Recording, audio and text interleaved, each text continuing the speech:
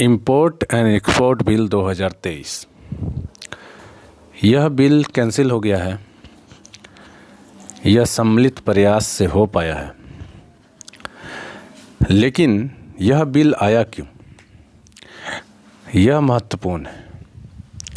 और भारत जिस देश में पशु परिवार का हिस्सा होते हैं, वहाँ पशु से केवल बिजनेस खड़ा करना, उन्हें काट करके मांस के रूप में केवल यूज करना, यह प्रयोग होना शुरू क्यों हुआ। भारतीय संस्कृति एक परिवार की संस्कृति पर खड़ी है, जिसमें कि समस्त विश्व को परिवार के रूप में हमारे पूर्वजों ने खड़ा किया था। लेकिन यह जो परिवार का दायरा है, वह दायरा वसुधैव कुटुंबकम से घट करके एक व्यक्ति, उसके माता पिता, पत्नी और उसके बच्चों तक आकर के सीमित हो गया है। और बाकी जगहों पर यह उससे भी छोटा हो गया है। यूरोप और अमेरिका में एक बच्चे को ये पता नहीं है कि उसकी माँ कौन है और उसका पिता कौन है। इसके कारण से वो फादर डे और मदर डे मनाते हैं। एक बच्चा पैदा होता है और उसकी माँ उसे नहीं पालती है। उनमें परिवार नाम का कोई चीज़ नहीं है। उनका दायरा केवल और केवल खुद के व्यक्तिगत स्वार्थ तक सीमित है। उनके लिए एक व्यक्ति और उसका धन बहुत महत्वपूर्ण है। लेकिन हमारे लिए परिवार का दायरा क्या होता है और उनके लिए परिवार का दायरा क्या है, यह दोनों में अंतर है। भारतीय संस्कृति में परिवार का मतलब है एक व्यक्ति, उसकी पत्नी, उसके बच्चे, उसके माता पिता और रिश्तेदार, जो उसके मामा घर है, मौसी घर है, पत्नी के ससुराल वाले हैं। इस तरह काफ़ी बड़ा एक परिवार बनता है। उसके बाद जिस प्रकृति में वह रहता है, उस प्रकृति के जीव, जैसे पशु, जो भी आसपास के जीव हैं, वो यहाँ तक कि पेड़ पौधे और जो पर्यावरण है, वह भी उसके परिवार का हिस्सा होता है। और यह सबसे छोटा परिवार होता है। इससे बड़ा परिवार उस व्यक्ति का स्तर और दायरा उस व्यक्ति का होता है जो पूरे गांव को ही एक परिवार मानता है, जिसमें गांव की हर लड़की उसकी बहन होती है और हर व्यक्ति की माता उसकी भी माता होती है। यह दूसरे स्तर का दायरा है परिवार का। और एक स्तर ऐसा भी है भारतीय दायरा, जिसमें परिवार को वसुधैव कुटुंबकम का दर्जा प्राप्त है।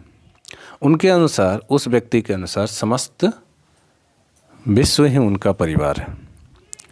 लेकिन यह जो दायरा है, यह भारतीय का इतना बड़ा से घट करके यूरोप वासियों को देखते हुए हम भी वसुधैव कुटुंबकम केवल और केवल वेदों में और किताबों में ही रह गया है। हमारे लिए भी अब वसुधैव कुटुंबकम नहीं है। और वह परिवार का दायरा विदेशियों को देख करके हम भी छोटा से छोटा करते जा रहे हैं। उसी का यह परिणाम है, यह एक्ट, जिसमें कि पशुओं को हम केवल और केवल धन कमाने के लिए और मांस के रूप में प्रयोग करने के लिए देखते हैं। जिसमें कि यह बिल आया कि जिसमें हम पशुओं को जिंदा भेजेंगे और वहाँ वो लोग काट करके खाएंगे। तो यह जो अपने आखिर क्यों पशुओं के लिए, उनके लिए दया नहीं है हमारे लिए अब। इसलिए नहीं है क्योंकि अब हम उन्हें अब परिवार का हिस्सा नहीं मानते हैं। एक समय हमारे परिवार में गाय, बैल, कुत्ते और भी पालतू जीव होते थे, जो एक परिवार का ही हिस्सा होते थे। उन्हें एक नाम हम दे देते थे, जिस नाम से उसे पुकारते थे। और आज ऐसा नहीं है। एक सभा में मैंने एक बात बोला था जो बहुत ख़राब लगा था। हिंदू लोगों की सभा थी, जिसमें कि मुझे बुलाया गया था वक्ता के तौर पे। कि गायों का इतना दुर्दशा क्यों है। मैंने इसका जवाब ये दिया था कि इस दुर्दशा का कारण वही है जो उसे पूजते हैं। अगर हिंदू हो आप और गाय को माता मानते हो तो आप एक काम करो, अगर आपको लगता है कि मुस्लिम गाय को काट करके खाते हैं तो आप जितने मुस्लिमों के पास गाय है उनसे खरीद करके एक गाय अपने घर में रखो।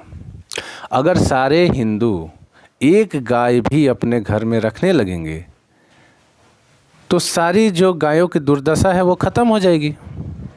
लेकिन केवल हमारे पूर्वज इस बात को मानते थे कि गाय हमारी माता है और उसे माता की तरह वह सेवा करते थे, उसे वह एक सर्वश्रेष्ठ परिवार का बुजुर्ग की तरह रखते थे।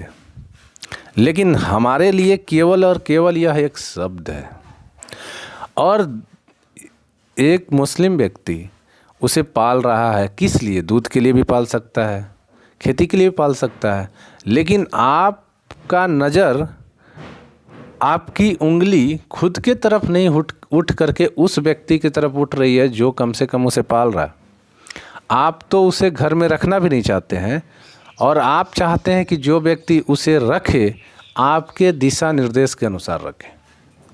तो सबसे धूर्त जो व्यक्ति है वह तुम हो, क्योंकि आप उसे माता मानते हो, आप उसे पूजते हो, आप उसकी चीज़ों का प्रयोग जानते हो और गाय एक चलता फिरता हॉस्पिटल है यह भी जानते हो, लेकिन आप उसे रख नहीं सकते।